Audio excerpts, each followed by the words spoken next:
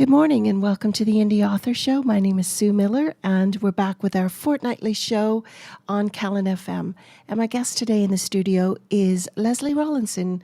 Hello. Hello. How are you? I'm very well, thank you. You've come all the way from Warrington or Runcorn, I should say. Yes. Not Warrington, yes. We have to make sure that, it's like saying whether you're from Wrexham or you're from Chester. No, you're from Wrexham. So, yes, I get that. And you've brought a couple of your friends with you, Chester and Jojo. That's right. Chester the tiger, Rockstar Tiger. Oh, and you've got... And, oh yes, the little mascot, my woodpecker, Your comes woodpecker, along as well. Now, Lesley, you've written a book of short stories, basically, for children called Tales from the Woodpecker Tree. And it was published when last year? 2017, right? Yes, that's right. It was in early September. Yeah. Oh, was it? It just, last year went by so quickly, didn't it? Flies so quickly. Well, we're going to talk to you a little bit about this, where your ideas came from, what your background is. And I know you've got another book coming out in a month or so. Yes, there's lots going on. Lots going on. So, Lesley, let's just talk a little bit about your background. Now, are you always been from Runcorn, or? Yes. Well, truth be told, I was born in Chester, but lived all my life in Runcorn, and I've always been the one who enjoyed writing, even from when I was a little girl. And before I could write properly, I would draw little cartoon pictures and speech bubbles with the odd word in, because I loved writing, loved stories, always reading. And I was very lucky as well. My father was the one who would sit on the bed at night and make up stories. He would talk to me and tell me stories. And because he made up stories, I enjoyed making up stories as well. Yeah. And so, yes, that's where it all started. It just goes to show you that if you engage with your children, That's right. what they kind of come away with. And I loved writing as well. I've always loved writing. I like writing poetry, actually. And so I was challenged. I haven't done any for quite some time. And it was a friend's 50th birthday. A couple of weeks ago was when we went to Cardiff. Yeah. And so I wrote a poem to put in the card. And gosh, that took me longer. I used to be able to, just rhyme them off. But it took me a lot longer to do this one. But I thought, I missed this. I'm going to have to get back into doing that. Yeah. I mean, poetry's never been a strong point with me. I like rhyming. But just the joy of writing stories and imagining and using my imagination. So is that why you wrote children's stories then? Is because I think so, and because I worked as a primary school teacher for most of my teaching career. Yeah.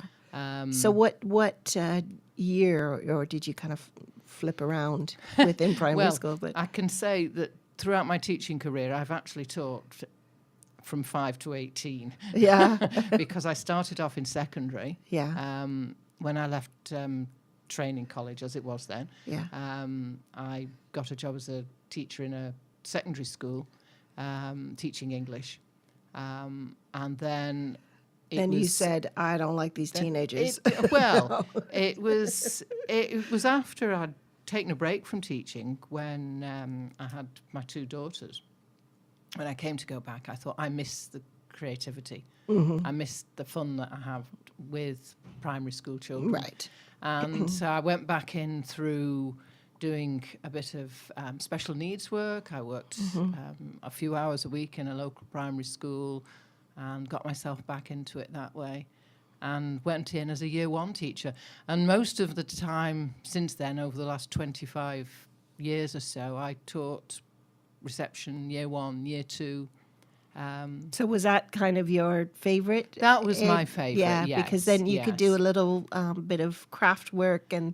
Well, all sorts. I mean, you enjoyed doing the other subjects as well, but it always would be... But it gave you a bit more creativity. It did, is what I meant. And you could involve all sorts of things in whatever subject you were doing. Yeah. Plus, they're young enough to not have the attitude then too, That's right. Yes. No inhibitions, loads of imagination. It was only when it started to become more stifled and things became more regimented that I thought, it's time to move on. Yeah. So when you were a teacher, did you used to make up stories to tell the children? Yes, yes. I used to have a box, which I've still got now, but I had this box and it was full of beautiful scarves, pieces of material,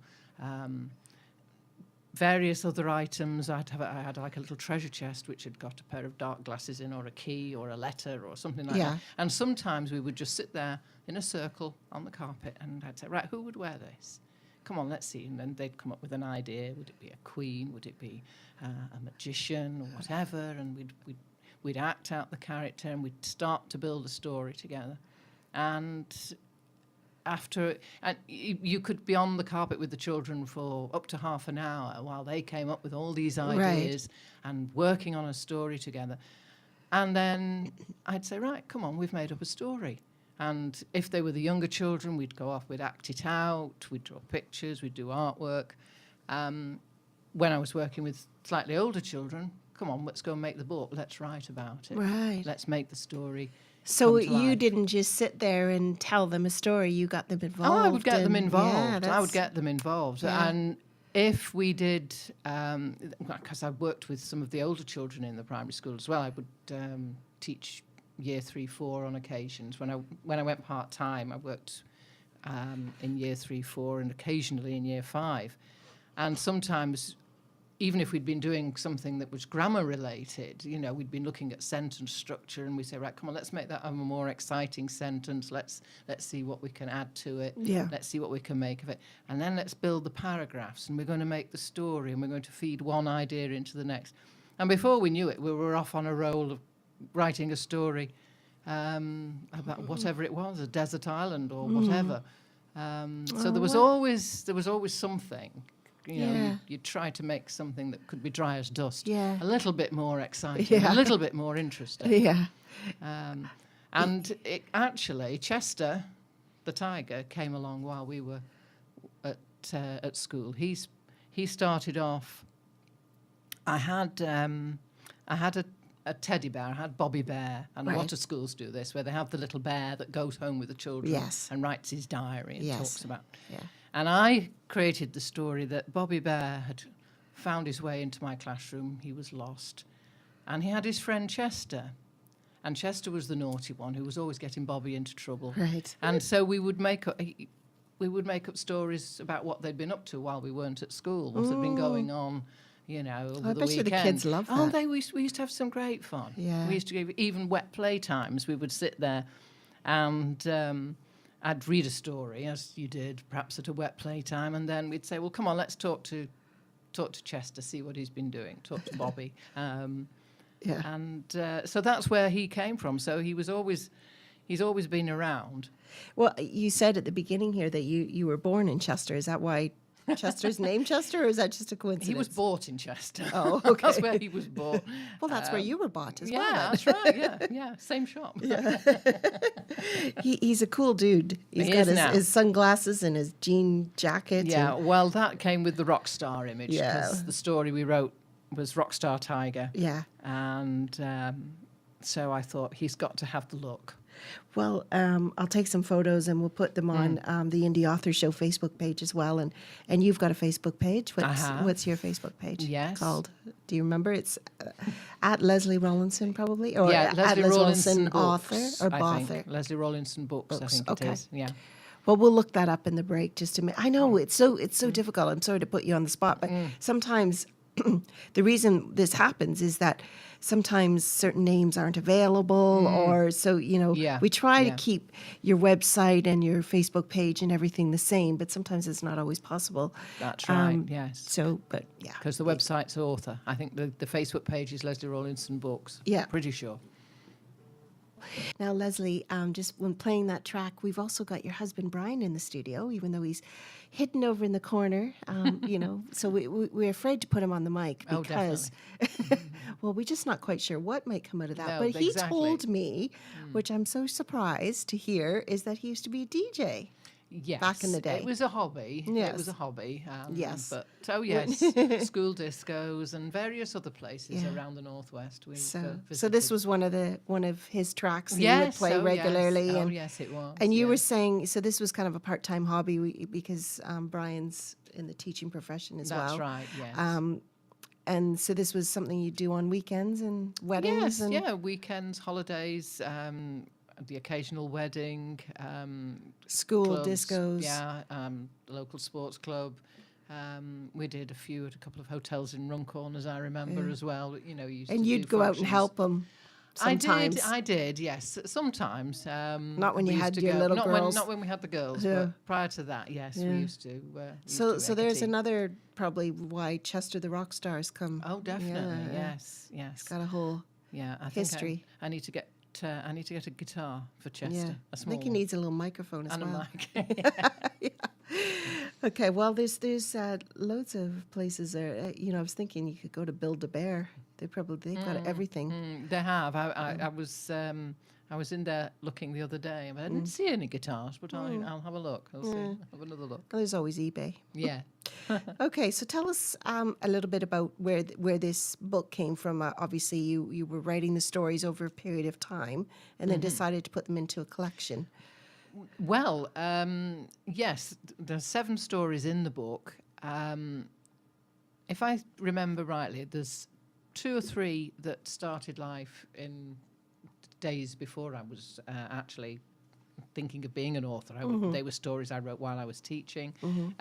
Elizabeth's Eyes was one I used in the classroom, and Ozzy's Tale was another one because I wrote that for a friend who owned the cats who feature in the story. Right. And Ozzy was one of her cats, and I wrote it for her as a Christmas present.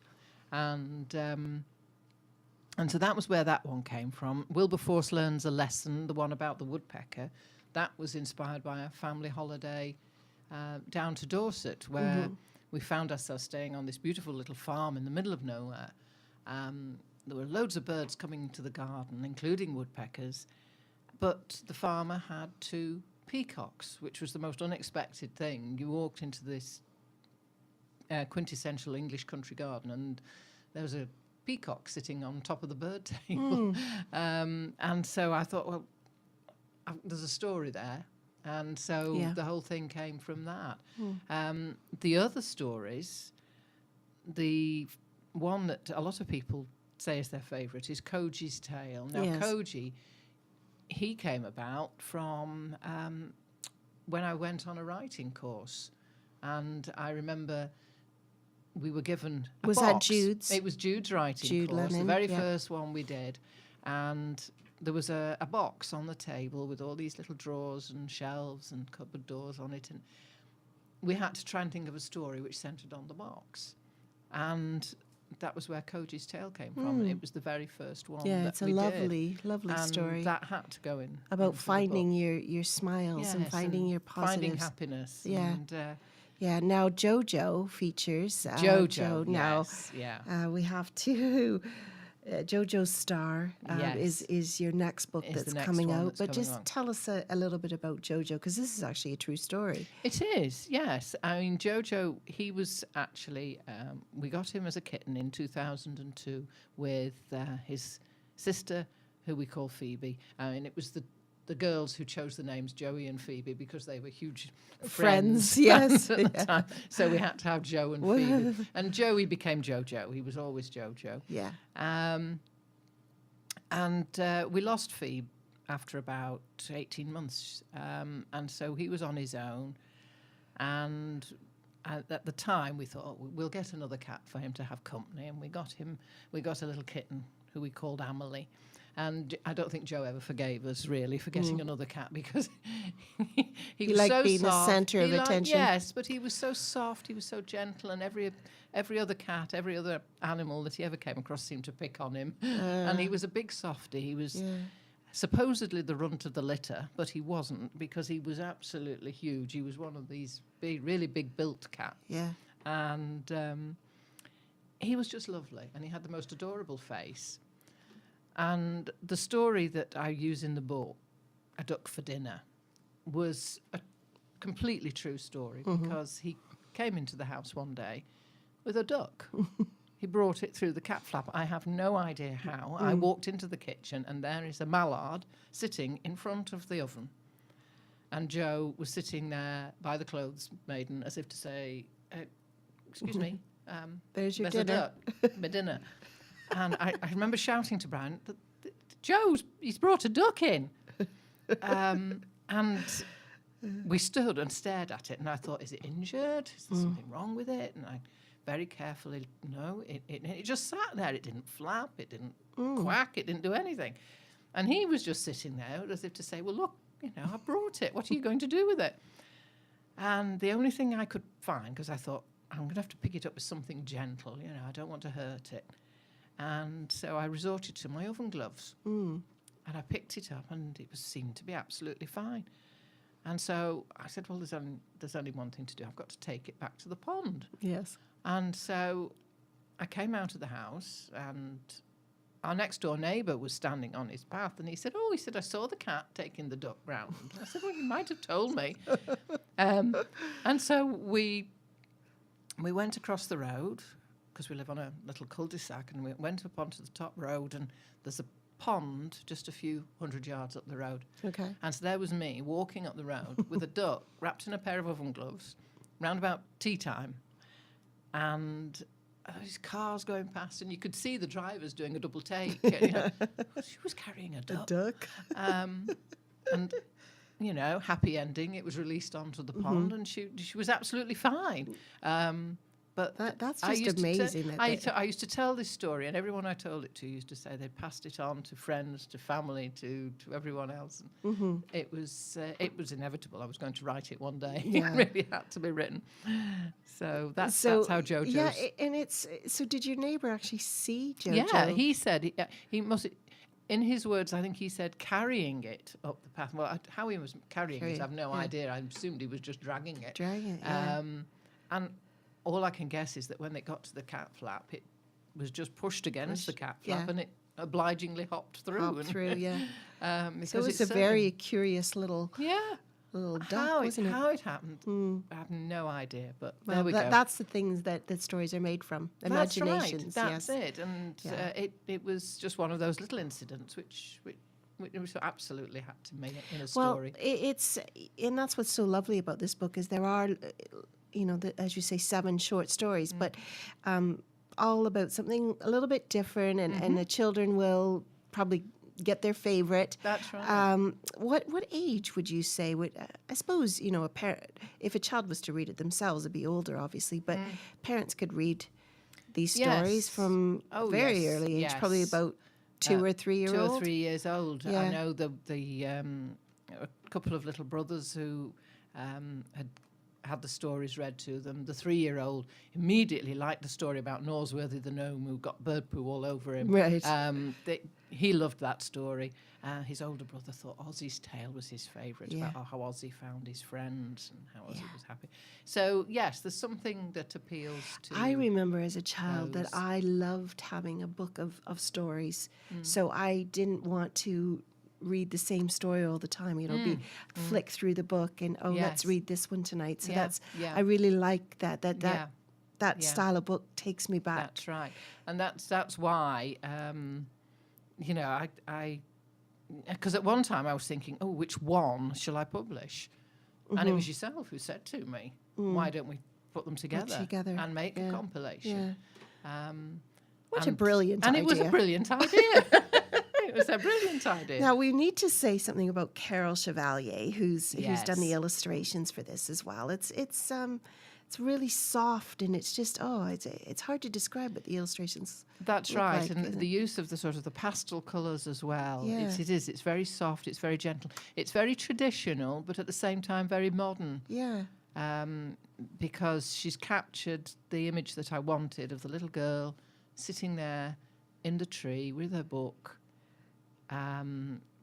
completely isolated from the world, if you like, but there with her thoughts, with her dreams, with her imagination.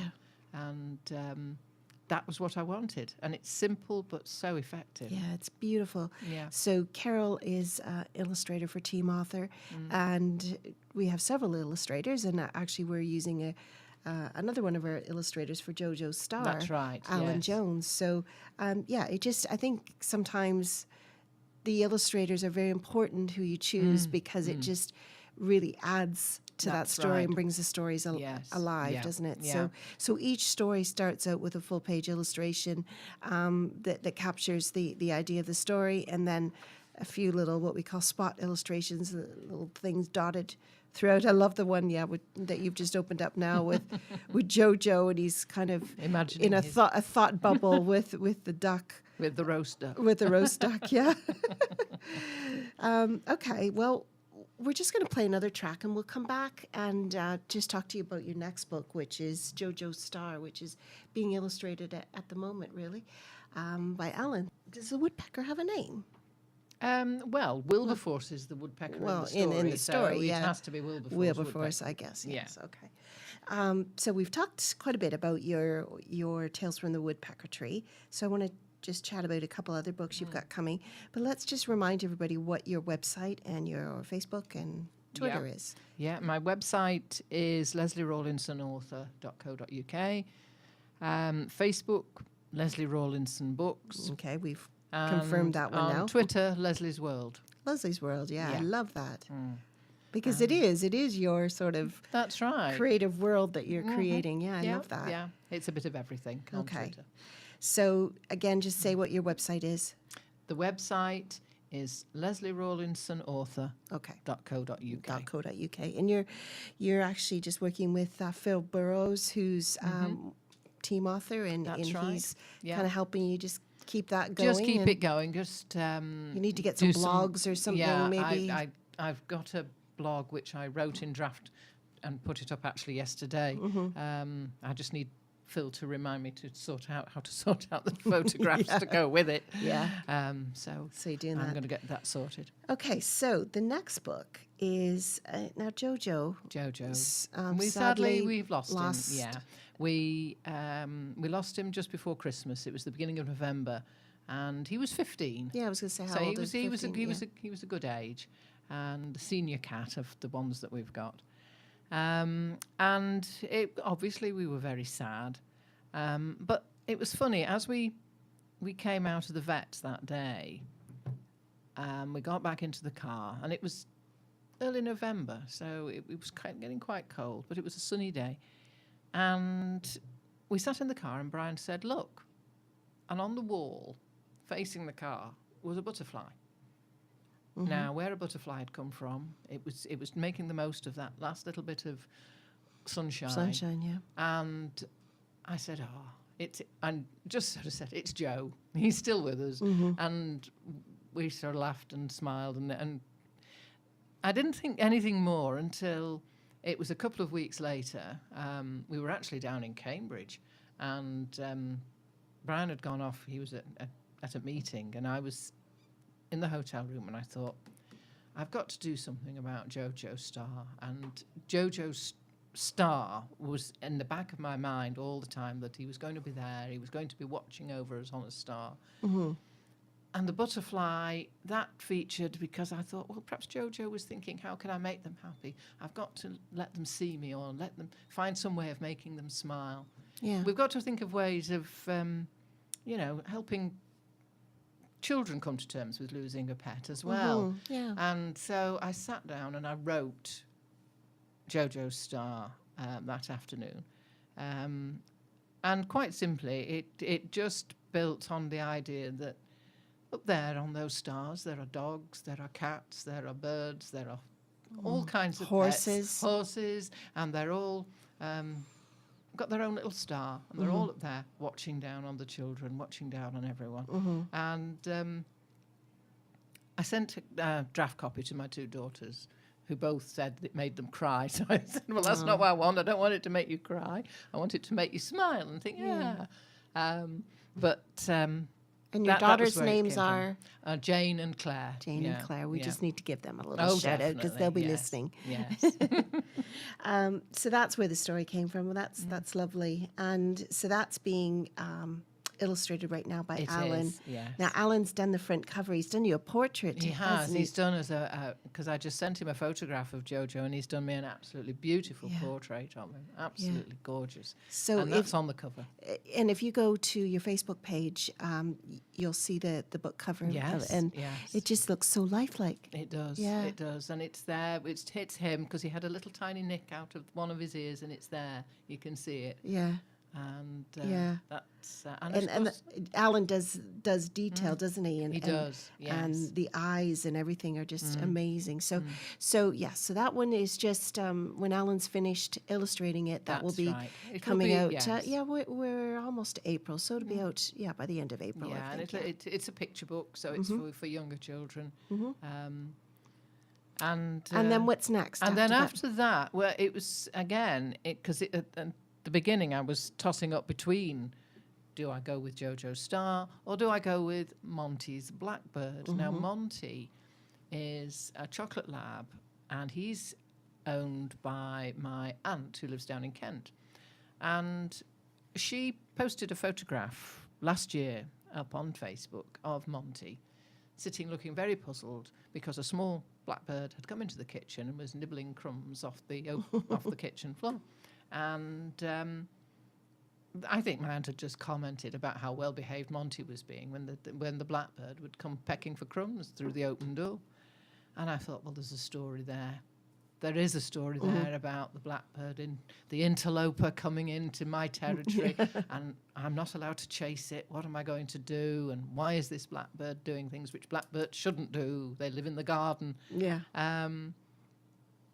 And it's about friendship. It's about sharing, and it's funny because if you really think about it, there's so much creativity, imagination that you can put into an animal. What is an animal really thinking? What is this dog thinking about? Yeah. Why is this bird in my That's kitchen? it. Well, we do give them human tendencies, don't we? When we tend, but then that's what children like when because they see themselves or whatever in the character of the animal. Okay, so that Monty's Blackbird is coming up after Jojo Star. Yes. And then I know you're working on a book of Christmas stories. That's right. So. Again, I had a little story bank, if you like, of tales I'd used at school and tales I'd written about Christmas time. And so it seemed a good idea to follow on from Tales from the Woodpecker Tree with Christmas tales from the Woodpecker Tree.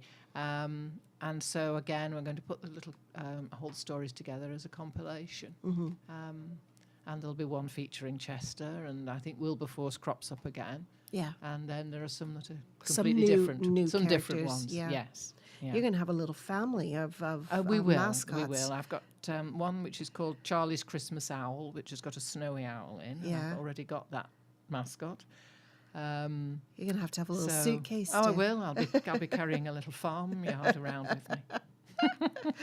But it is great, isn't it, having the mascots? I know Jude Lennon, our friend, she's kind of started the ball rolling with Lammy and Flossie.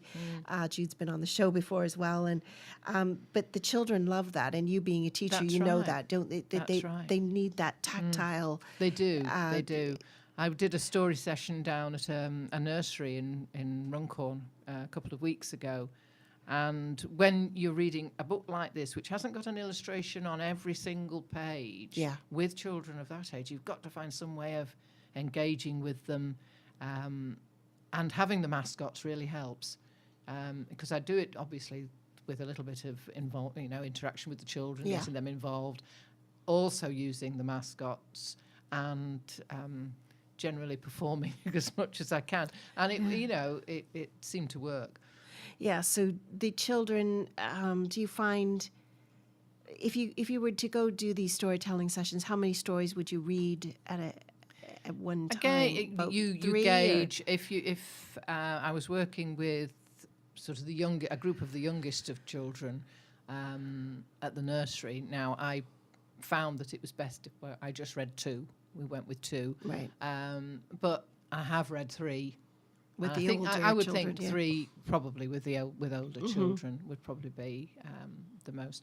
But again, you choose. If I was asked to go and work with a class of maybe year 3, 4 age children, you know, the 7, 8-year-olds, then would work with some of the longer stories. We do Elizabeth's Eyes, we do Ozzy's Tale, and things like that, and look at some of the issues as well that the stories bring up. Like, you know, Elizabeth's Eyes is all about seeing things in the world around you and being aware of how beautiful things can be, like the flowers in nature, and, you know, not just being focused on material things, shall we say. Yeah. So is it your plan to go into schools and do some of these? Yes, author visits, definitely. Yes. Oh, yes. Yeah. I would think that you would be comfortable doing that because you have been a teacher. That's you know? right. So sometimes yeah. sometimes we have authors that are saying, "Oh, I don't know, that seems a bit daunting to go into a classroom full of children and they're all expecting me to perform." But you know, you're used to that. Yes. So and for other authors that are listening, if you think, "Oh gosh, I don't know if I could do that," you could always just start out small, just by going into the library where you might only have 5 or 6 children, you know, like little toddlers. So if you go to your local library, they often will have events, and you could just dip your toe in the water, and it really just takes doing it a couple of times. That's it. Yes. And then you think, oh, okay, this wasn't so bad. I don't know. I think I would struggle with that as well. But I think with me, my problem is my accent. I find little kids staring at me all the time. I think, why are they staring at me? And then I think it's because they've never heard that accent before, right. Yeah. and they're trying to work out, because I can just see them. They're kind of just looking at me with this dazed look on their face, and I'm thinking, why are they doing that? And then I've started to figure it out. Oh, they've never heard that. They're not used to the accent. They've not heard that sound before. Where is that woman from? Where's that lady from, Mummy? So you'll have to write a story about the Canadian someday. Well, yeah. I mean, I have family in Canada, and I know that there are a couple of the Tales from the Woodpecker Tree books are out in Canada because my cousin has got one, and his grandchildren as well. So because the books are available on Amazon.com, which is the US, and Amazon.ca, which is Canada, and then Amazon EU and Amazon.co.uk. So that's right. Yeah. People who are interested in this book and where can you buy the book, will just go to Amazon and look up Tales from the Woodpecker Tree. That's right. And Lesley Rawlinson, if it's struggling to find it, just put the author's name as well. And we'll just... And it's Lesley with an E-Y. E-Y, yes, and Rawlinson is Rawlinson. So sometimes, I find just checking the spelling of people's names when you go... You know, you go to find something, you're spelling it the way you think it, and then you still can't find it, and it's so frustrating. So, well, I wanted to talk a little bit about the Wrexham Carnival of Words that's coming up actually next month. We're on the 28th of March, so I can't believe we're almost at the end of March already. Right. 2018, it's just flying by. So I am a founding committee member of Wrexham Carnival of Words, and I'm encouraging you and Brian to come over to Historical Fiction Night, which is on the Friday. But if anybody's interested in... It's not your typical literary festival, because we want to make sure that we're kind of accessible to all, and it's not sort of your highbrow lit fest, which you kind of hear about from the Hay Festival and so on. It's just very low key. Everyone's welcome to come. We've got some free events, and the other events are either £5 or £8, so it's very accessible, affordable, and at various venues around Wrexham, though most of them are at Wrexham Library. So though the Historical Fiction Night is actually at the university, so now that you've been here to the university, you'll know where to go. And that has, we started off with something called My Ear is Better Than Your Ear. And Brian, I think you'll really enjoy that, because I think there's either 4 or 5, I forget, authors on the panel. And so what we do, and we've been doing this successfully for the last 4 years, and everyone loves it. So what we do is we say, okay, in the audience, we'll put up your hand. Who likes Roman history? And, you know, people put up their hand. And who likes Tudor history? And who likes World War II? You know, and so then everybody puts their hand up, and then we kind of do just a rough count as to the number. Then the panel goes, and they have to kind of try to convince you that their era is better than the other person's era. So you may start out, though most people don't change, but there's the odd person that changes based on the presentation by the author. So you might start out being a lover of Tudor, but because you've loved the presentation from the Roman author, then you've switched. So then we do the vote at the end of the presentation. So, Yeah. It sounds like a good night. Yeah, it is a good night. And then another one, which is actually already sold out, is the Murder Mystery Night, where we have local actors who perform, and then we get to guess who that is.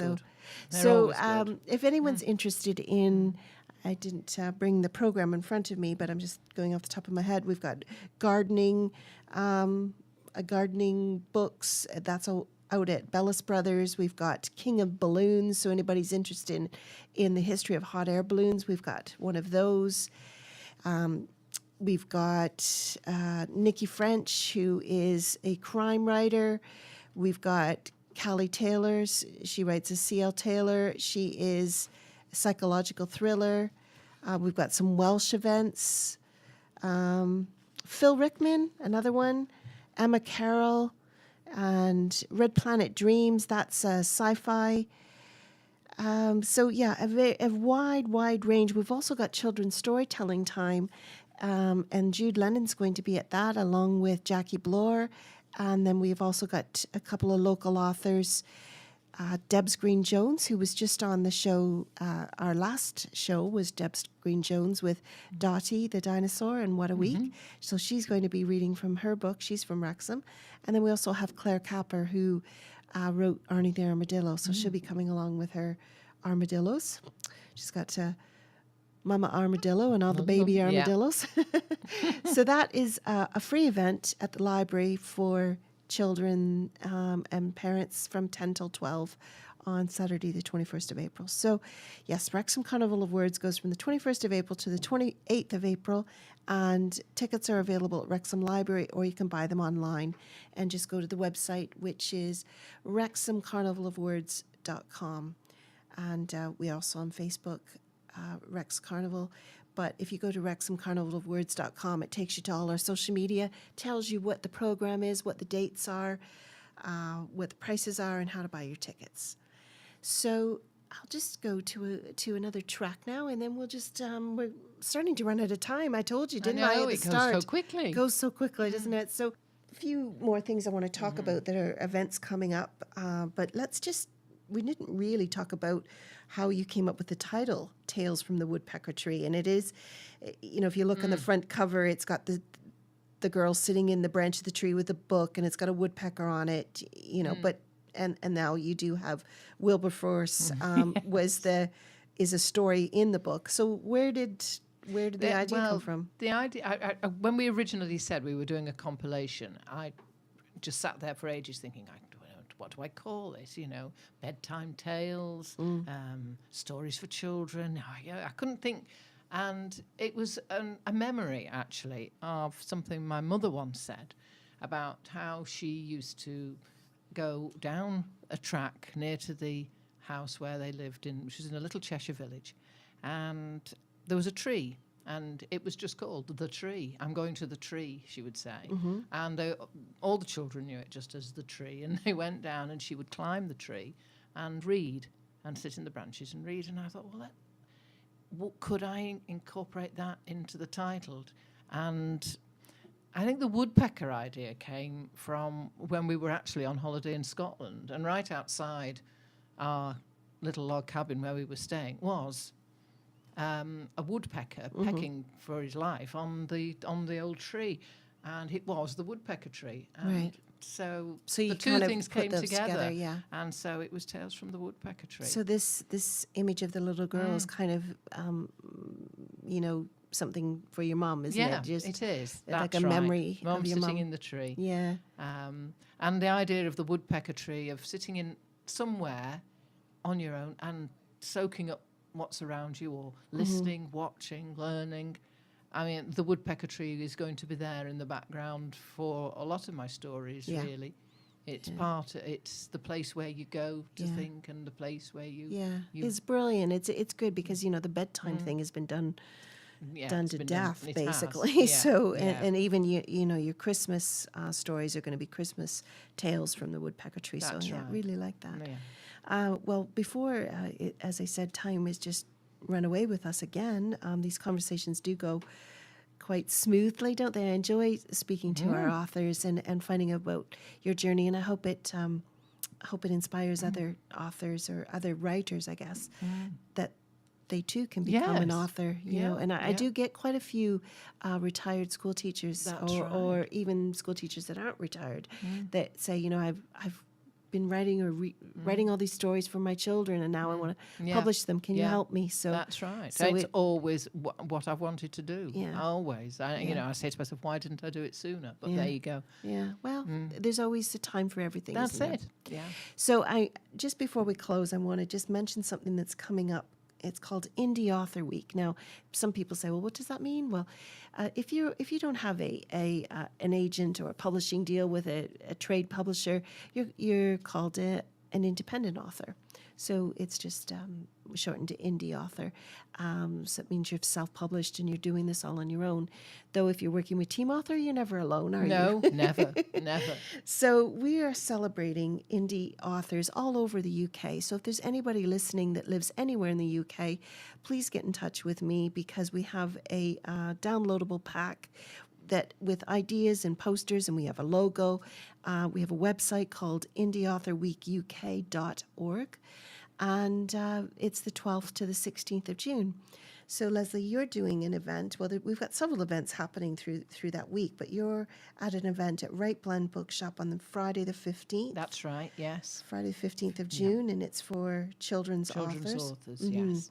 So that's from 4 till 6 p.m. It's a free event, but you can come down and we'll have storytelling and book signings and so on. So you can meet several of our children's authors at that event. We also have a children's author event on the 12th of June over in Whitchurch. We've got several children's authors in the Shropshire, Cheshire area. So we're doing an event there.